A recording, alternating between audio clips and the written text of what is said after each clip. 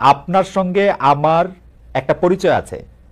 এই পরিচয়টা যদি আওয়ামী লীগের অর্থমন্ত্রীর সময় আমার সঙ্গে থাকতো এবং আমি যদি একটা দুষ্ট লোক হইতাম, তাহলে আমি হয়তো ব্যাংকের থেকে টাকা নিতাম এবং সেটা আমার ফেরত না দিলেও হইতো, বা আমি আরেকটা প্রজেক্ট নিতাম যে প্রজেক্টটা আমার কাছে যাইতো, সেটা হইতো। সেটা এখন আপনি আছেন, কেউ এটা করতে পারছে না, আমি এরকমই শুনি। ডক্টর মোহাম্মদ ইউনূস আছেন, তিনি এইসবের মধ্যে নাই, সেজন্য তিনি প্রধানমন্ত্রী শেখ হাসিনার মতো টাকা কামাতে পারছেন না বাজার করতে। কিন্তু ঘটনা হচ্ছে আপনারা যখন আসেন তখনও কি এগুলি বন্ধ হয়েছে আসলে? কেউ বিএনপি, কেউ জামায়াত, কেউ সমন্বয়ক, কেউ বৈষম্য বিরোধী ছাত্র, ইদানিং জানাপা করে তো টাকা এরকম করছে, মানে এগুলো হচ্ছে আমাদের কাছে খবর স্যার। তো আপনি কি এটাকে কিভাবে দেখেন? মানে যেই কারণে আপনাদের আপনাদের নাইলে কোনো লক্ষ্য নাই, কিন্তু কিন্তু কিন্তু কিন্তু কিন্তু ফুটোটা তো রয়েই যাচ্ছে চৌবাচ্চায়। না, এটা আমি বলি এই প্রসঙ্গে, জি এটা আমরা দেখি আমাদের জিনিসগুলো, আমরা গুড ইন্টেনশন আমরা যেগুলো করতে যাচ্ছি এগুলো কিন্তু খুব কন্ট্রোভার্সিয়াল না।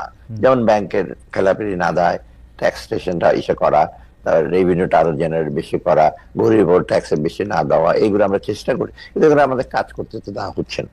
মানে বাধা, আপনি একটা বাধা হলো আপনি একটা এক্সটার্নাল তো বাধা আছেই, নানা রকম আমাদের সম্বন্ধে নানা রকম প্রচার, এবং দেশের ভেতরে একটা কিছু করতে গেলে with due respect to the press তারা ঝাঁপিয়ে পড়ে পজিটিভ দিকটা না দেখে নেগেটিভ, ওটা নেগেটিভ এটা করছে অথবা এটা।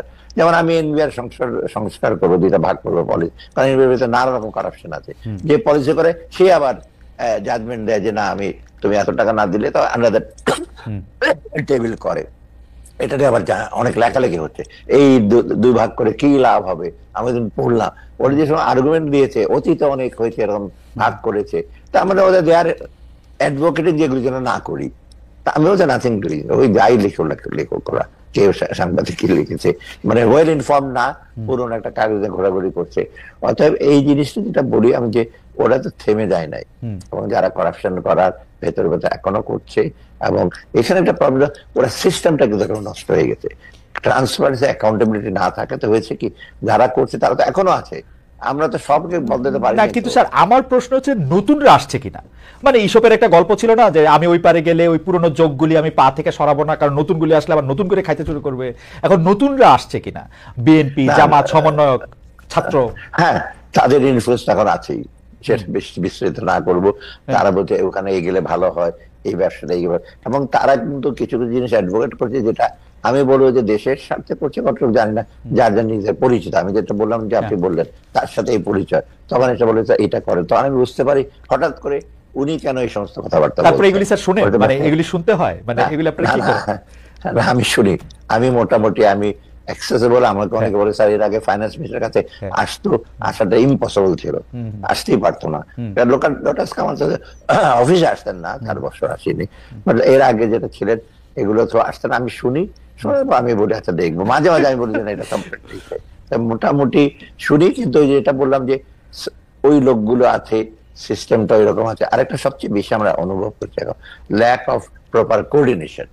কোঅর্ডিনেশনটা মানে কি, আপনি ধরেন বাংলাদেশ ব্যাংক একটা পলিসি নিয়েছে, গভর্নর একটা পলিসি নিয়েছে, ফাইন্যান্স মিনিস্টার একটা, নিচের লেভেলে অনেক আছে সে আগের স্টাইলই চিন্তা ভাবনা করছে, ফাইল হয়তো আর 10 দিনের জায়গায় 20 দিন রেখে দিচ্ছে, এটা আমরা টের পাচ্ছি।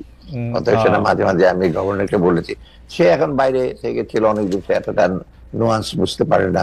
এবং অন্য জায়গায় আমার মন্ত্রণালয় আমারটা একটু কম হয়, কারণ আমি অলওয়েজ ফলো আপ করি, অন্য জায়গায় অনেক ফাইল। আজকেও আমি একটা পারচেস কমিটির মিটিং, আমি তো চেয়ারম্যান, ওটা কতগুলো প্রজেক্ট, আমি কাছে একটা ভালো একটা তথ্য দিল যে কতদিন লেগেছে এই সমস্ত প্রসেস করতে, টেন্ডার ডকুমেন্ট সাবমিট করতে, টেন্ডার ইসে করতে, বাধা ধরনের আছে যে 28 দিনে করবে, টেন্ডার ডকুমেন্ট আনতে সেটা রাখছে 2 মাস, টেন্ডার অ্যাপ্রাইজ করতে রাখছে 1 বছর, সেটা 30 দিনে করার কথা।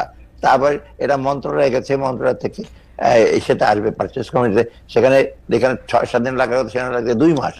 তাই একটা আমি বললাম যে এটা কি, কয়েকটা মন্ত্রণালয় মধ্যে এটা তো আমরা দীর্ঘসূত্রী। তা আগে এখন আমি বলেছি এগুলো করলে কিন্তু আমি কোনো প্রজেক্ট, আমি কোনো পারচেস কমিটিতে পাস করবো না। অর্থাৎ এগুলো তো চলছে এখন।